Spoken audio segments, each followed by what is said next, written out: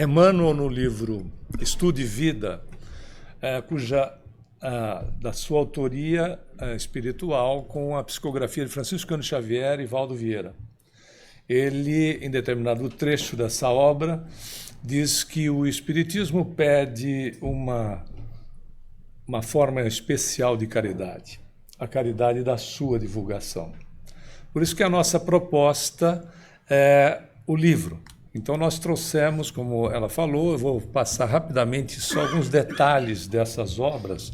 O Traficante se tornou até uma obra apresentada em São Paulo e no Rio de Janeiro, em teatro. Aqui foi para o Encontrates, foi reduzida, evidentemente, para 45 minutos, uma peça de 2h30, onde traz os problemas da drogadição através de contatos entre jovens, né? O processo lamentável que, por vezes, a influência causa.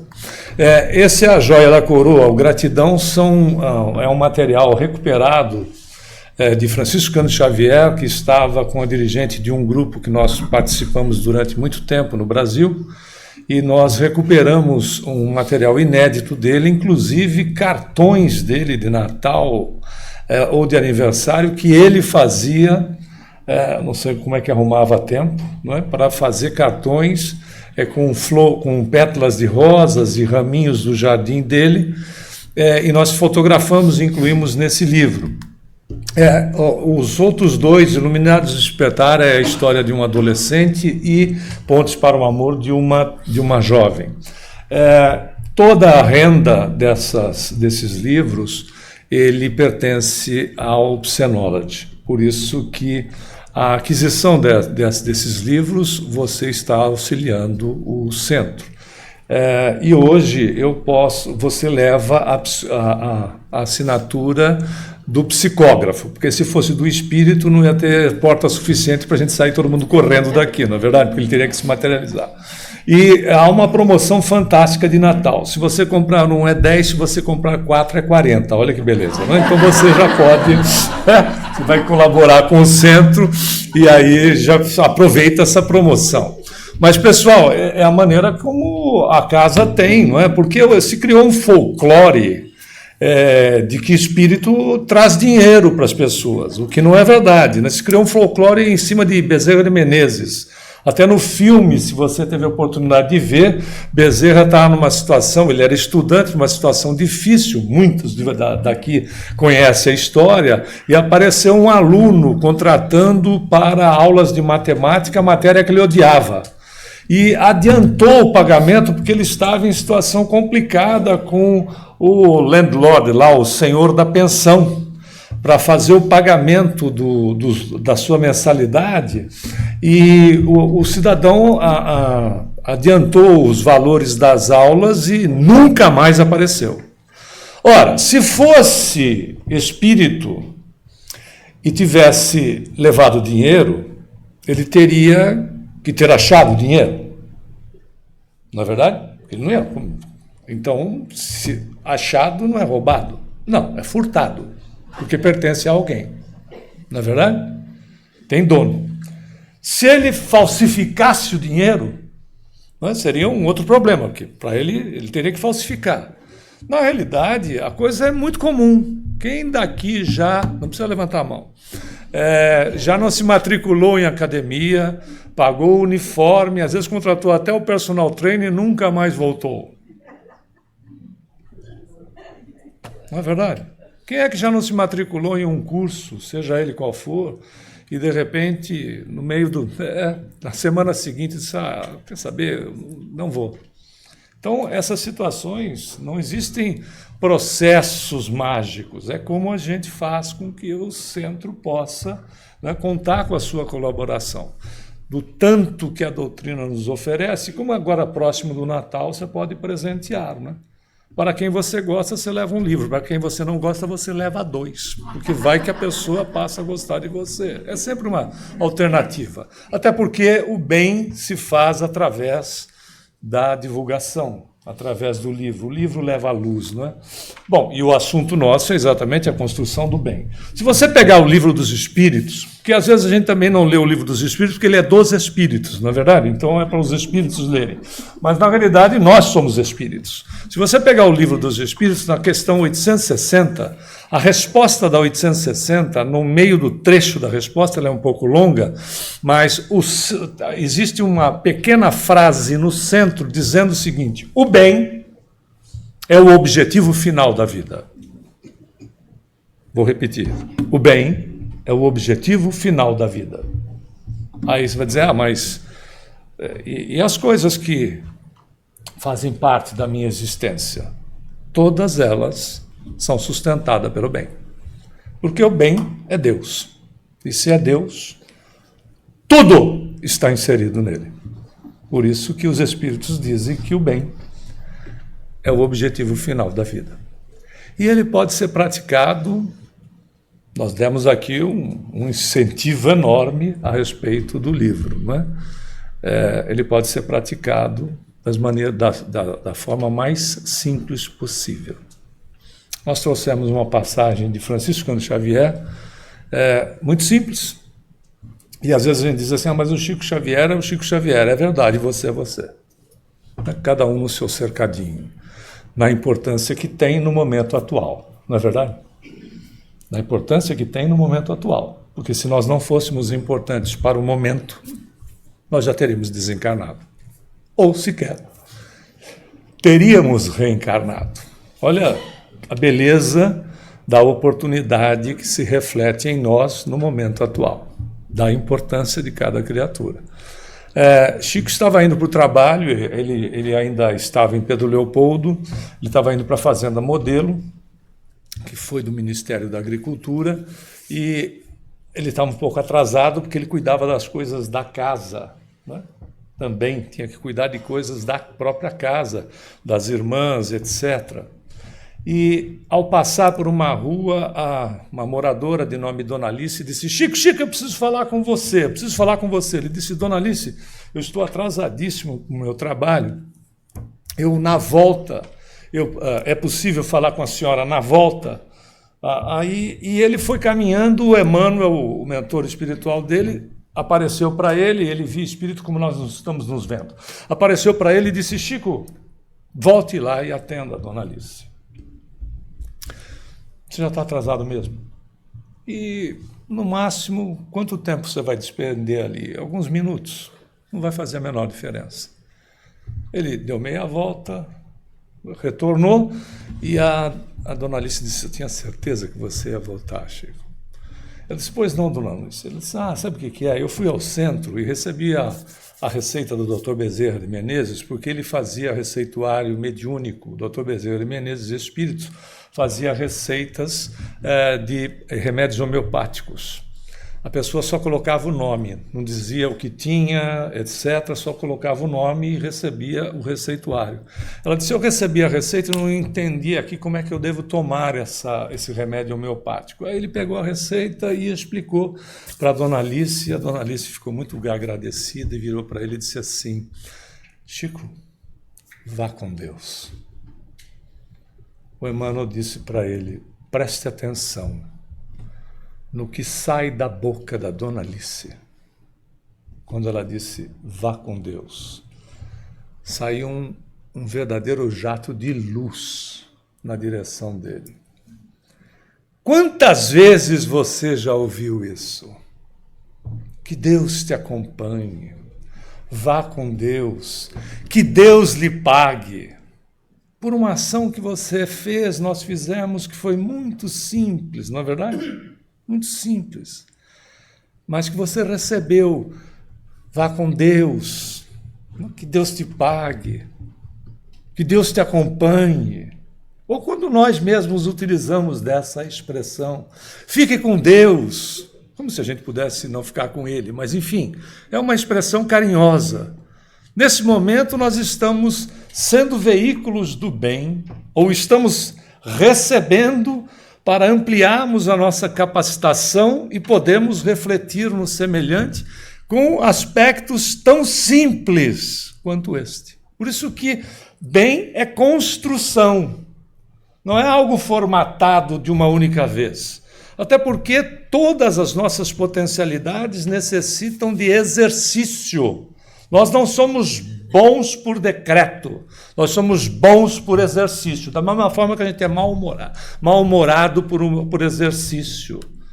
Nós somos, por vezes, negativistas por exercício, ou muito positivas por exercício. Nós amamos por exercício, nós perdoamos por exercício. Caso contrário, o potencial continua adormecido em nós mesmos. Por isso que nada é imposto. Jesus nunca impôs coisa alguma. Ele levava as pessoas a raciocinar. Tanto é que os seus ensinamentos estimulam a criatura ao raciocínio adaptado para a época. Não é verdade? Quem dentre vós, se o filho lhe pedisse pão, lhe daria uma pedra?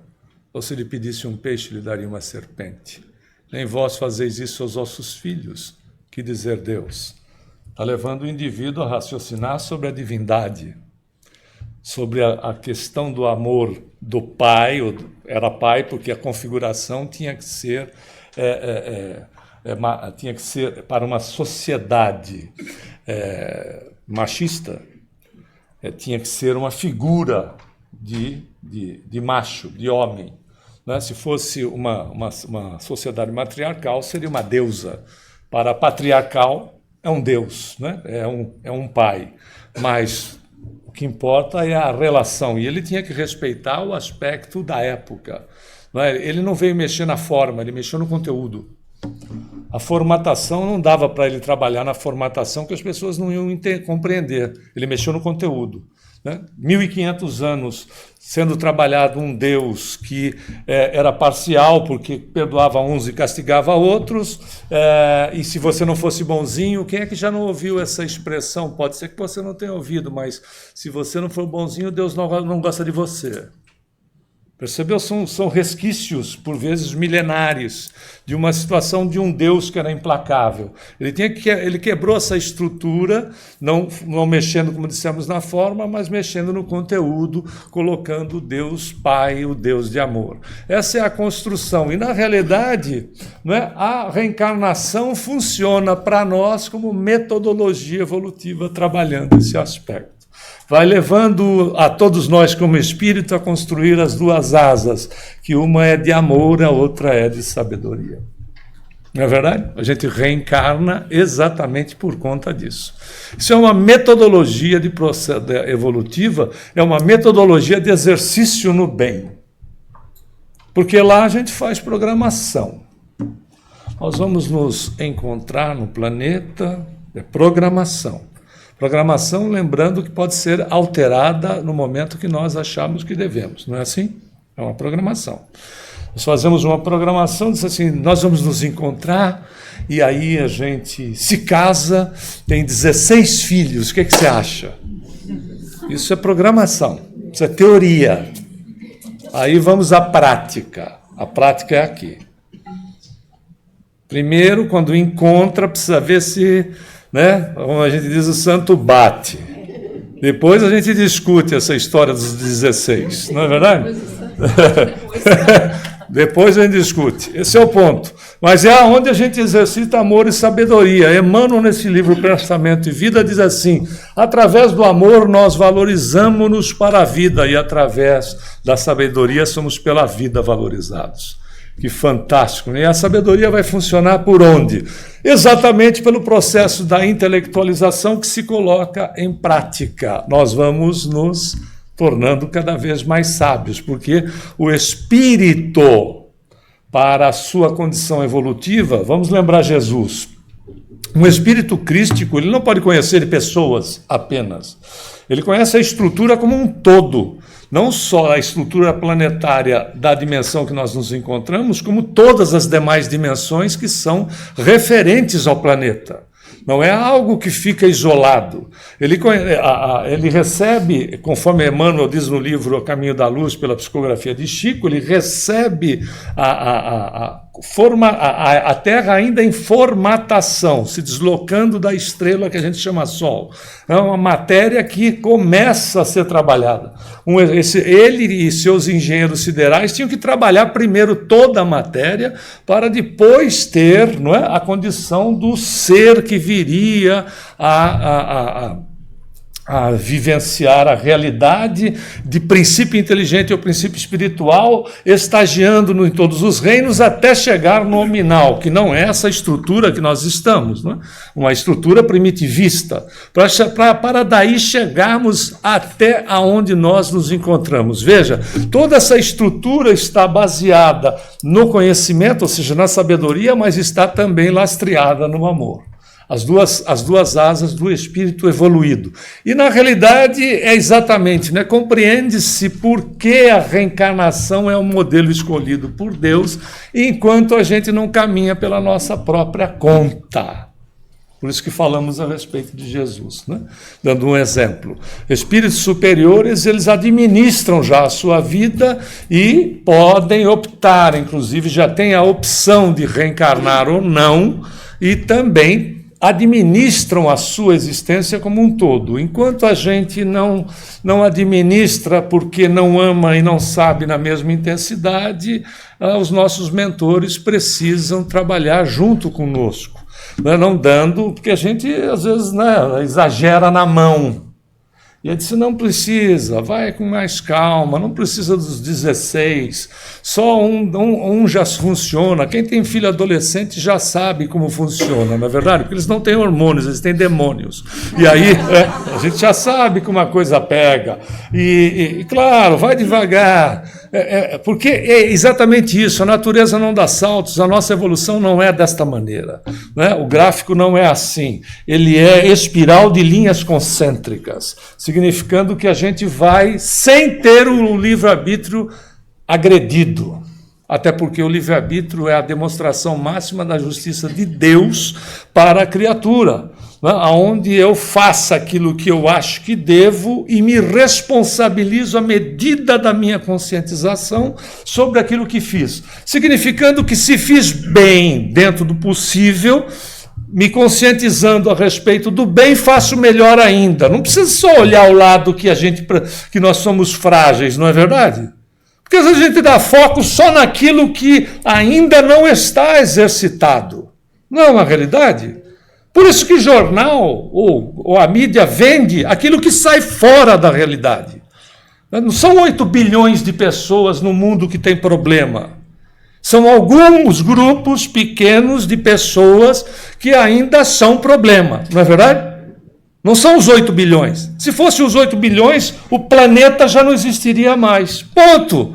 Mas o que é que vende? O que sai fora da normalidade. Ponto. É o que vai chamar a atenção. Não é a realidade do planeta. Mas, quando nós nos referimos a nós mesmos, nós não somos pessoas que só temos aspectos ainda para ser trabalhados. Nós temos muitas conquistas. E tem gente que duvida disso. É simples analisar. Na escala espírita, nós estamos entrando no meio dela. São 5 estágios que Kardec propõe didaticamente. Primitivo, né? Primeiro estágio, expiação e provas. O segundo, o terceiro, regeneração. A gente está adentrando em regeneração. O quarto é espíritos felizes, o quinto, espíritos superiores. Para chegar na condição que nós estamos, tem muita bagagem boa em nós. Não é verdade? Senão você estava num planeta primitivo. Simples. Simples. Por quê? É uma questão de adaptação. De adaptação vibratória, de adaptação de matéria, porque os atritos com a diversidade entre as pessoas somente são possíveis nessa dimensão, porque aqui não ocorre a separação por padrão vibratório, aqui é todo mundo junto misturado, não é verdade? É todo mundo junto misturado. Em relação à questão da dimensão espiritual, a gravidade funciona no perispírito, porque o perispírito é corpo físico. Quanto mais magrinho, vai mais para cima. Mais fofinho, vai para baixo. E não é questão de composição corpórea, é questão de vibração. Significa ondas curtas, construindo bem, ondas curtas. O indivíduo vibra em ondas curtas. Leveza no perispírito, a gravidade não atua com a mesma intensidade. Ondas longas, fora da conexão consigo mesmo, que a realidade é boa, fora do bem, que conforme diz a resposta da 860, é o objetivo final da vida, ondas longas. Pode malhar à vontade, ser magrinho à vontade, que vai para baixo. Se ficar na crosta, já está bom. Porque tem coisa abaixo. Você sabe disso. Pega lá o Libertação de André Luiz, tem coisa para baixo. É? Aqui não. Aqui é todo mundo. Sabe para quê? Para exercitar relacionamento. Reencarnação não é para punir. Reencarnação não é para sofrer. Sofrimento é opcional. Reencarnação é para exercitar relacionamento. Por isso que a gente não vem, conforme Augusto César Espírito diz no livro Presença de Luz, com uma carga muito grande. A gente já trouxe esse número aqui. De 0 a 100, o Espírito diz, a gente traz de 20% a 25% de expiação e provas. A pergunta que se faz é, onde é que ficam os outros 75% ou os outros 80%? Ele diz, a gente arruma por aqui mesmo. Você sabe com quem está falando? Pronto, começou. Não é isso? A gente arruma por aqui mesmo. Porque não traz, porque senão seria um mero repetir. E para repetir, não precisa reencarnar. Fica onde está. Concorda ou não? Se vai repetir, não reencarna. Repetição é para mundo primitivo, onde o indivíduo sai do corpo, não sabe o que está acontecendo, não entende nem o que saiu, entra de novo numa outra reencarnação, onde os espíritos têm que controlar absolutamente tudo, para que ele vá crescendo devagar, porque ele não tem consciência por de si mesmo. É totalmente primitivo o processo. Mas nós não, nós estamos num outro estágio. Entrando, como dissemos, em regeneração, nós temos consciência de nós mesmos. Nós sabemos discernir o que é bom, o que não é bom para nós, não sabemos? A não ser que a gente tenha um problema psiquiátrico, aí é diferente, mas fora isso, nós sabemos, nós temos discernimento. Não existe hoje no planeta um agrupamento que não tenha um princípio ético focado em relação à questão de solidariedade na comunidade que viva. Você pode pegar a tribo isolada na Amazônia. Eles têm uma ética e têm solidariedade entre eles. Lembrando, eu gosto muito desse ponto, os Yanomamis, por exemplo, quando a criança é órfã, ele não é órfão, nem órfã, a menina. Eles são filhos da tribo. Eles comem e dormem na choça que eles quiserem. Muito parecido com a gente, não é verdade? Muito parecido. São tratados por vezes como selvagens. Tem uma ética de solidariedade que funciona. Então, tem consciência. Olha a beleza, isso são conquistas nossas. E é aqui que a gente trabalha essa questão do relacionamento. Bem aproveitados esses relacionamentos, nos elevam na asa do amor. Bem aproveitado com a necessidade do trabalho, seja ele dentro do lar, fora dele, para a nossa preservação natural, é o óbvio, né, vai nos impulsionar na asa da sabedoria. Porque quanto mais nós nos interessamos por nós mesmos, no sentido de estudar, no sentido da leitura edificante, etc., em aspectos bons, nós vamos colocando material para dentro e vamos exercitando, vamos nos tornando sábios dentro desse processo. Por isso que o próprio Kardec vai perguntar na 168 do Livro dos Espíritos, o número das existências corporais é limitado ou nós reencarnamos perpetuamente? Tem uma notícia boa para te dar. O Eurípides Krill é um estudioso de reencarnação. A gente já trouxe esse número aqui, lembra ou não? Ele fez uma pesquisa de que quanto mais para trás, menos se vivia. Ok? Na Alemanha de 1910, país de primeiro mundo, uma pessoa vivia em torno de 30 a 35 anos, faixa etária. No Brasil de 1950, o IBGE publicou, uma pessoa vivia em torno de 45 anos, faixa etária. 40 anos era uma pessoa idosa, próxima do desencarne. Beleza, né? Esse que vos fala estaria materializado aqui para poder fazer essa palestra, que já teria desencarnado há um tempão. Veja você, 45 anos, 40 anos a pessoa era uma idosa, né? E estava próximo do desencarne se já não tivesse desencarnado. Hoje a média mundial é 71 anos. O que também é muito pouco, porque tem países que você alcança, são centenários, né? Uma boa parcela. Aliás, na Califórnia são 26 mil centenários, não sei se você sabia disso. Por isso que virou música, Garota, eu vou para a Califórnia. Né? O que é óbvio. Né? 100 anos, aí eu vou viver a vida sobre as ondas, como é que diz, não é? Vou virar artista de cinema, meu futuro vai ser star. Aí o fato olha que interessante, ele fez uma pesquisa, é um vexame, né? 71 anos, biologicamente preparados para viver 130.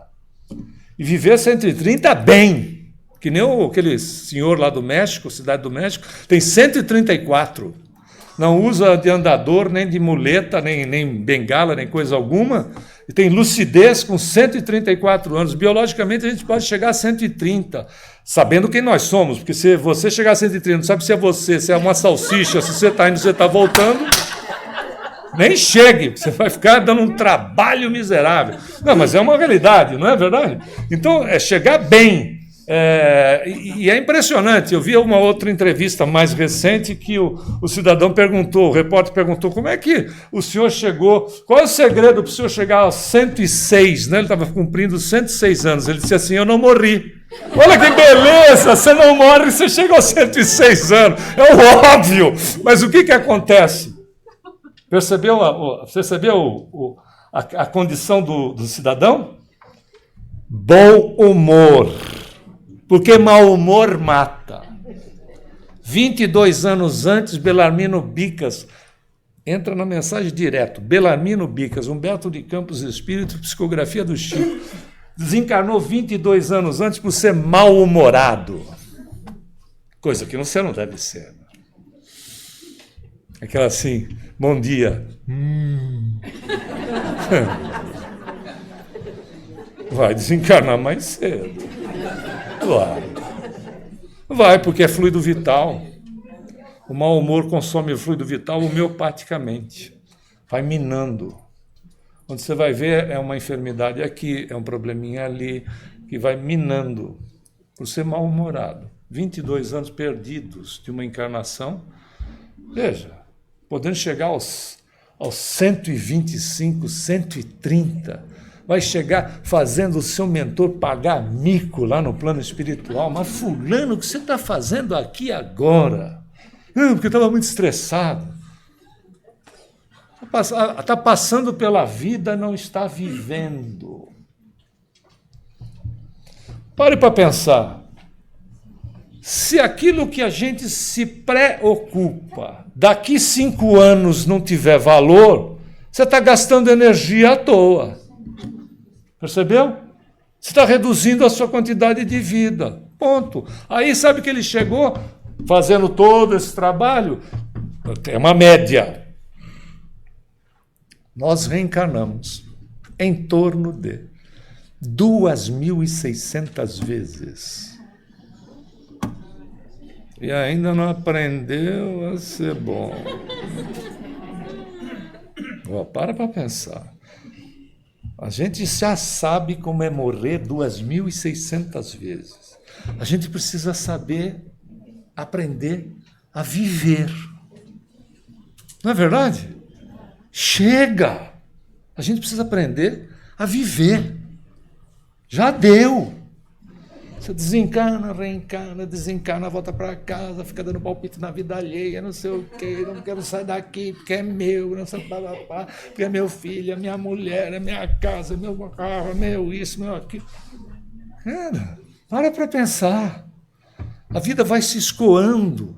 Nós atendemos um caso, já contei aqui, esses casos assim são antigos, eu contei um caso de um processo obsessivo de 300 anos. 300 anos, um processo obsessivo, porque a moça tinha cortado o cabelo da outra. Isso ainda dá problema, hein? Você vai no cabeleireiro e o cara faz um caminho de rato, pode gerar uma obsessão. 300, mas claro, mas há 300 anos atrás, se raspar a cabeça de uma moça, deixá-la sem cabelo, imagina a exposição da criatura, o ridículo da criatura, virou uma obsessora. E aí, trabalhando o caso, se te devolver o cabelo, você deixa da pessoa? Ela deixa. Então, basta um passe através do médium, porque ela tinha os cabelos, né? 300 anos depois. Tinha que ter, né? Eu não estou tendo, mas ela tinha. Mas o fato é... Cara, mas é porque são valores. Percebeu? São apegos. Quanto mais apegado, mais reencarna. Né? Por isso que ele diz, a cada nova existência a gente progride. E não necessitaremos mais das provas da vida corporal ao alijar-nos de todas as impurezas. Olha, é a proposta da reencarnação. Ele vai mais. O número das reencarnações, na 169, não é o mesmo para todos os espíritos, uma vez que alguns caminham mais depressa. O caminho mais depressa está lá na resposta da 860. Que é a questão do bem. E na 186 ele diz, existe um ponto final nas reencarnações como espírito puro. Vale lembrar que o progresso é infinito. Chegado ao estágio de espírito puro, a evolução continua. Olha que beleza. Por isso que Jesus diz, quando ele fala lá do Salmos 82, versículo 6, ouviste, sois deuses, ele diz, podeis fazer o que faço e muito mais. Esse e muito mais é porque tem gente que faz mais que ele. Porque se tem um Cristo planetário, tem Cristos planetários, mas tem que ter um Cristo para o sistema planetário. Aí você deve ter um Cristo para a galáxia. Aí você deve ter um Cristo que deve cuidar de outras galáxias. Aí você deve ter um Cristo que deve cuidar de uma dimensão universal. Aí você deve ter um outro Cristo que cuida de uma outra dimensão universal, de galáxia e de sistemas, etc. Ou seja, a evolução continua. Imagina a capacidade de um indivíduo desse. Agora, somos nós em construção. Incrível, né? E aí a gente fica olhando, mas é que eu não tenho jeito. Você é um espírito crístico em construção. Deus não nos vê nesta composição. Deus nos vê lá. Porque a sua visão ela é integral, não é? Claro, a evolução total. Ele não vê a criatura aqui trabalhando desde lá dos seus primórdios como princípio espiritual. Ele vê a evolução do ser inteira. Você é aquilo que Jesus disse que você é. Então é que não é eu vou ser, não, você é. Porque já está lá. Essa estrutura já está lá. Concorda ou não? Você já existe lá. Mas é que eu estou aqui. Você já existe lá. Olhe para você como um todo. Esse mesmo todo que te trouxe até aqui. Nós não somos um resultado genético. Se acreditava nisso, não é verdade? Hoje a genética, em números, representa na nossa vida 20%. Já se trabalha na questão da epigenética há mais de 24 anos, aonde nós não somos o resultado da genética dos nossos pais. Nós somos o resultado. 20% da genética, os outros 80% aonde a gente vive, com quem a gente vive, o que a gente come, qual é o nosso ambiente, toda a estrutura da nossa vida. Por isso que construir o bem é movimentar a estrutura da vida, porque nós alteramos aspectos genéticos em nós. Isso é a ciência que sabe. O que o Espiritismo estava trazendo, né? André Luiz estava trazendo, a ciência está comprovando. Nós não somos o resultado puro e simples. Nós alteramos, todos nós temos a possibilidade de termos câncer. Você sabe disso. Você vai ter? Não necessariamente. Vai depender do quê? De toda essa reestruturação de caráter mental e de toda a estruturação de como nós vivemos. Por isso que é impressionante. Nós podemos trabalhar a questão do nosso progresso. E tem mais, por que a construção do bem? Na realidade, a doutrina nos esclarece e alerta que o bem é libertador. Você conheceu alguém mais livre do que esse cidadão? Não é verdade? Completamente livre em relação a todos os aspectos da existência, seja no campo material, completamente livre. E ele ensinou o seguinte: vigia e ora, para que não entreis em tentação. O espírito, na verdade, está pronto, mas a carne é fraca. E aí a gente já empurrou para a questão do corpo os problemas que eram oriundos por culpa do corpo, que não é nada disso, ele está dizendo a respeito do ego. O grande ditador é o ego. Quando a gente vai, né, administrando o ego, nós vamos quebrando as estruturas dele e, efetivamente, claro, a matéria tem influência sobre nós. Tem ou não tem?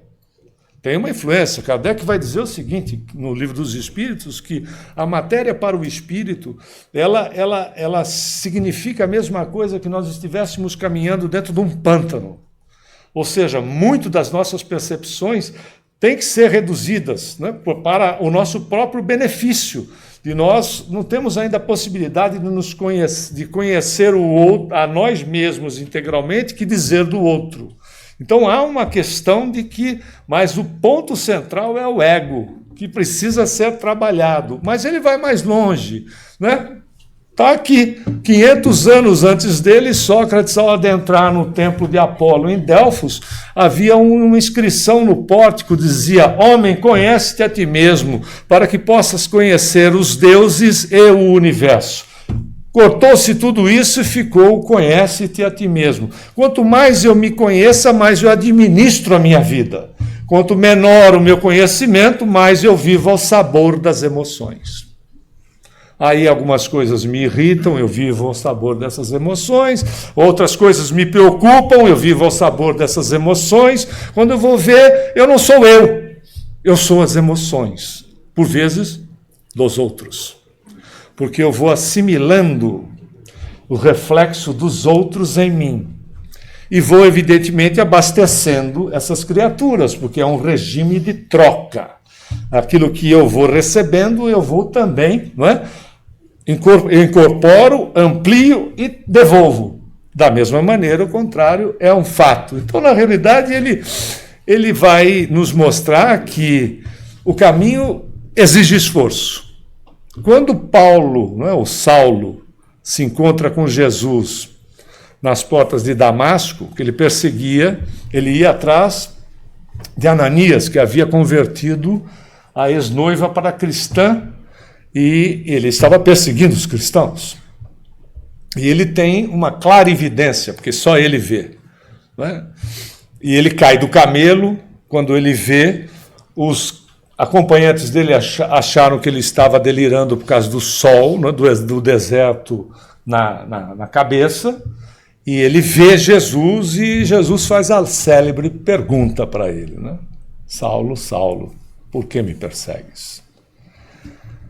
É interessante que, a partir daí, há um trabalho de uma reconstrução de uma pessoa, que esse é o desafio para todos nós do trabalho de reconstrução, de autotransformação, que a gente chama de reforma íntima, para exercitarmos mais os nossos potenciais positivos. Por isso que o Paulo, em Efésios, vai dizer assim: a vida cristã é luta.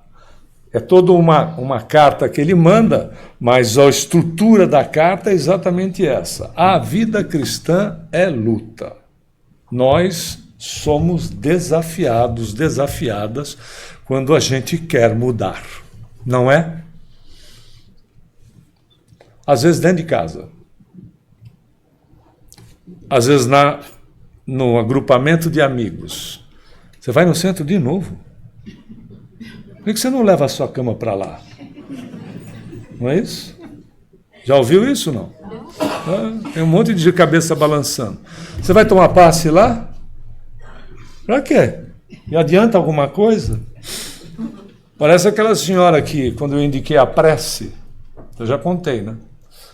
Eu terminei uma palestra numa instituição muito grande, saí, tinha um corredor enorme, estava pelo corredor, uma senhora me abordou e disse assim: eu preciso falar com o senhor. Imagina, senhor, um jovem há mais tempo, mas eu preciso falar com o senhor. Eu disse: é que eu tenho um problema, disse a minha senhora. No corredor da instituição não é lugar para atender. A instituição tem um atendimento fraterno para não só atendê-la, como também encaminhá-la para uma assistência. É urgente? Ela disse: é urgente. Eu disse: bom, então, né? Por gentileza. Até porque o problema dela era o maior do mundo, porque o seu é o maior do mundo, porque é seu. Como o meu é o maior do mundo, porque é meu. Aí ela contou o problema dela, que era um problema lá de relacionamento com a filha, e eu disse para ela: a senhora já fez prece? Para que é que eu fui perguntar? Ela olhou para mim, sabe aquelas de baixo para cima, de cima para baixo? Conforme ela foi olhando, eu comecei a me sentir verde de anteninha. Parecia que ela estava olhando para o marciano, de anteninha. Aí ela virou, olhou bem para mim e disse assim: prece, fazer prece. E prece adianta alguma coisa? Aí eu pensei: eu vou me vingar. Olhei para ela como se ela fosse verde de anteninha. E disse: minha senhora, se falar com o Senhor do universo, o dono de tudo, não solucionar o seu problema, eu devo avisar-lhe de que seu problema já está solucionado. Não é verdade? E se não tem solução, está solucionado. Ela saiu batendo o pé, porque eu havia indicado para ela ter uma conversa com o Criador. Só.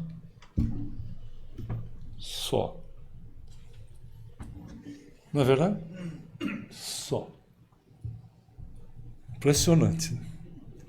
A gente tem esse veículo para amenizar, inclusive, os nossos dias, para a luta ficar mais simplificada. Mas, voltando a Jesus, ele vai dizer, porque ele pegava os ensinamentos do Velho Testamento e fazia um link com o Novo Testamento, porque as pessoas... Ele estava trazendo o Evangelho quer dizer boa nova. Para trazer uma novidade, você tem que ter um embasamento, senão a pessoa não ia entender. Então ele vai buscar em Deuteronômio, que significa a segunda lei. Amarás o Senhor teu Deus de todo o coração, de toda a tua alma e de todo o teu espírito. Aí ele vai buscar em Levítico, que é de uma das tribos, das 12 tribos de Israel, né, dos levitas. Este é o maior e o primeiro mandamento. E o segundo, semelhante a este, é amarás o teu próximo como a ti mesmo. Aí ele faz a complementação. Nesses dois mandamentos se resume toda a lei e os profetas. Veja, ele vai pegando as estruturas do Velho Testamento e faz as complementações com aquilo que ele está trazendo de novo. Pega o primeiro e o segundo e diz: nisso está resumido tudo. E quando você fala ama ao próximo como a ti mesmo, que é semelhante ao primeiro, ele não diz ama ao próximo, vírgula. Ele diz ama ao próximo, ponto. Quando a gente coloca vírgula, a gente está fazendo de conta. E fazendo de conta, o mundo está cheio de face de conta. Não é verdade? É tudo na base do mais ou menos. Que a gente tem que tomar cuidado para a gente não se tornar uma pessoa mais ou menos. Essa é a realidade. André Luiz, no livro Sinal Verde, diz assim: se você tem uma semana de evangelho, uma semana de contato com o Evangelho, você já sabe a saciedade, ou seja, de sobra, como se conduzir o resto da sua vida. Sério, hein? Ele podia ter aliviado também, né? Colocado um mês, 60 dias, uma semana. Por quê? Você sabe isso? Sei. Então não tem desculpa. Tem? Ah, mas não é desculpa para Deus, porque a gente também já configurou, né? É Deus, é Espírito, é para mim mesmo, diante da minha vida. Eu não tenho mais desculpa para mim mesmo. Ou eu mudo, ou a vida vai se encarregar de me mudar. Como? Desgraças a Deus. Não digo, desgraças a Deus, miserável. Não digo, desgraças a Deus. Precisa? Não. Não precisa.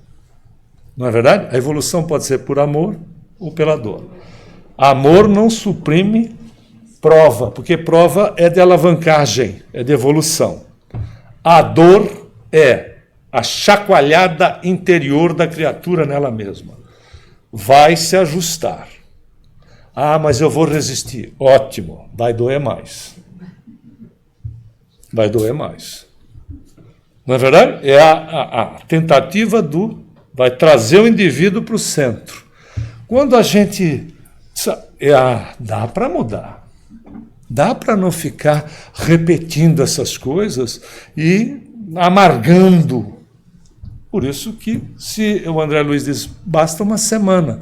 E ele continua, assim tudo quanto quereis que os homens vos façam, assim também fazei vós a eles, pois esta é a lei e os profetas. Interessante, porque em Tobias, no Velho Testamento, diz assim, não faça ao outro aquilo que você não quer que o outro te faça.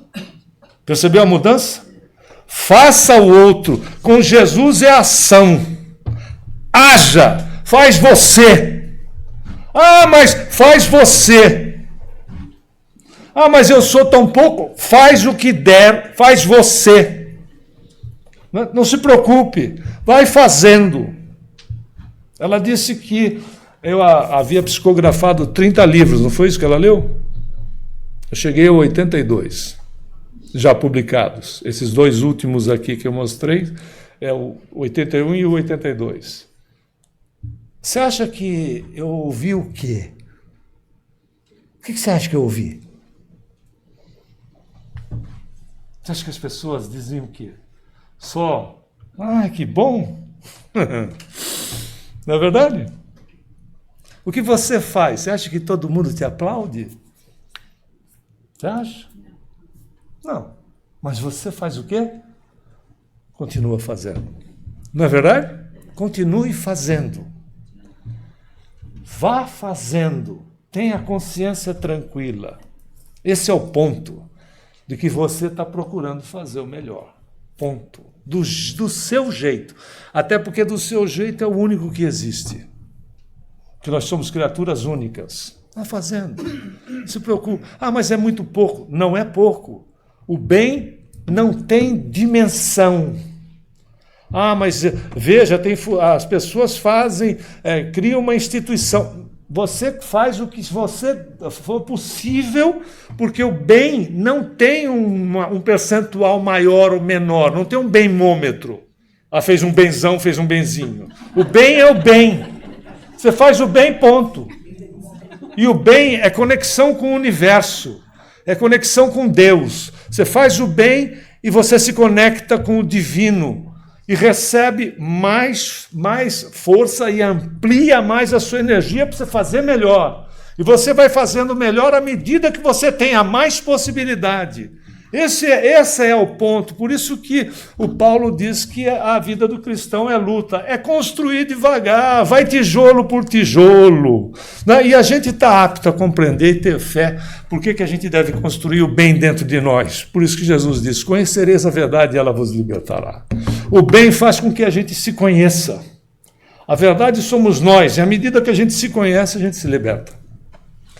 Quanto menos eu me conheça, mais escravo eu sou das situações. Não foi isso que dissemos? Quanto mais eu me conheça, mais eu me liberto de preconceito, ponto de vista, etc. E dessa situação de dizer, mas eu não estou preparada ainda. Já ouviu essa conversa, não? Você vai estar preparado quando? Quando você desencarnar? Aí você chega lá no plano espiritual e você diz o quê? Não estou preparado ainda. Não estou preparado. Vai fazendo, dentro do possível. Você está no seu carro, por exemplo, você já percebeu a oportunidade que tem para fazer prece?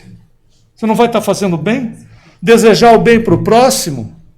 No trânsito que de repente faz com que você fique parado, qual é a sua atitude? Qual é a minha atitude? Qual é a nossa atitude? O sujeito te fecha, ele está errado e ele ainda te faz elogios. E a gente pode fazer o seguinte, divide o lixo que ele tem, que ele quer dividir, ou eu deixo o lixo com ele e faço uma prece para que ele vá em paz. Não é verdade? Porque se ele não está em paz, ele vai tirar a paz de alguém, que ele não tire a sua. Mas que ele também, pela sua atitude, não tire a de ninguém. Ponto. É o bem ou não é? Veja, são coisas simples. Por isso que a gente começou com aquela estrutura lá do Chico. Vá com Deus. Coisa simplória, não é verdade? Luz que se emanava da boca da criatura para fazer o quê? Para envolvê-lo. E a gente acha que, mas é muito pouco. Não é muito pouco, é o bem e ponto. Cara, ver exemplo, você deve conhecer a história dessa moça, né? A Malala Yousafzai. Ela tem 26 anos hoje, quando ela tinha 17, ela ganhou o Prêmio Nobel da Paz. Em 2014. No Paquistão, as meninas foram proibidas de estudar. E ela estava voltando no ônibus da escola e um talibã levantou-se, foi lá e deu-lhe um tiro na cabeça. E todos achavam que ela desencarnaria, porque a situação fora muito grave. Mas, felizmente, o projétil não afetou o cérebro da maneira que poderia ter acontecido, né? Levando, inclusive, ela ao desencarne. Bom, ela tem uma fundação que chama Malala para defender a estrutura das meninas, das moças, das mulheres estudarem. Só isso. Foi exatamente por conta disso que ela recebeu o Nobel em 2014. Veja, com 17 anos. Uma situação que poderia fazer a pessoa desistir. Nós já passamos por alguma coisa assim, não é verdade? Que te estimulou a desistir. E você disse, não vou. Poderia ter estimulado a desistência, não fez. E ela lançou um livro que o título é Eu Sou Malala. Alguém já leu esse livro? É interessantíssimo, vale a leitura, mas tem um ditado que ela pega, um ditado paquistanês, que ela fala sobre o bem. E nesse ditado paquistanês diz o seguinte, quando nós damos arroz aos pobres, até os passarinhos e as formiguinhas que colhem os grãos que caem no chão oram por nós. Pense nisso e façamos o que for melhor, o que estiver ao nosso alcance, porque nós teremos a felicidade do benefício ao semelhante e nos trará para nós paz. Falando em paz, muita paz a todos.